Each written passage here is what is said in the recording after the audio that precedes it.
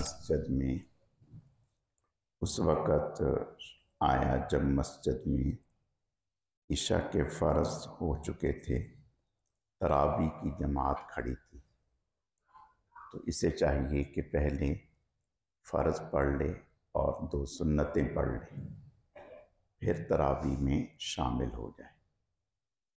پھر جو اس کی رکعتیں رہ گئی ہیں تراویح کی، جب امام 4 تراویح کے بعد وقفہ کرتا ہے، اگر اس وقت اتنا موقع ہو کہ جلدی سے یہ اپنی رہی ہوئی رکعتیں پڑھ سکتا ہے تو پڑھ لے۔ اگر اس وقت موقع نہیں ہے تو پھر یہ وتر امام کے ساتھ پڑھ لے اور تراویح کی رکعتیں بعد میں پڑھ لے۔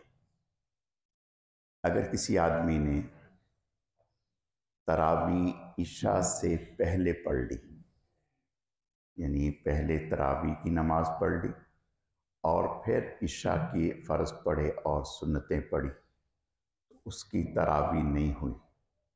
اب وہ عشاء کے بعد دوبارہ تراویح پڑھے، صبح صادق ہونے سے پہلے یعنی صبح ہونے سے پہلے وہ دوبارہ تراویح پڑھ لے۔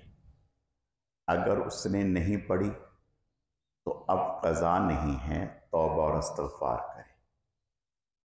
اگر کسی آدمی نے عشاء کی نماز غلطی سے پتہ نہ چلا بغیر وضو کے پڑھ لی اور پھر سنتیں، نفل اور وتر وہ وضو سے پڑھ لیے، تو اب اس کے لیے حکم یہ ہے کہ وہ وضو کر کے عشاء کی نماز بھی پڑھے اور عشاء کی سنتیں بھی ادا کرے، اور وتر ادا کرنے کی ضرورت نہیں، وتر ایک مستقل الگ سے نماز ہے۔ تراویح سنت مؤکدہ ہے، لازم ہے۔ اگر کوئی آدمی تراویح نہیں پڑھتا تو گناہ گار ہے۔ اللہ تعالیٰ سمجھنے کی، عمل کرنے کی توفیق عطا فرمائے۔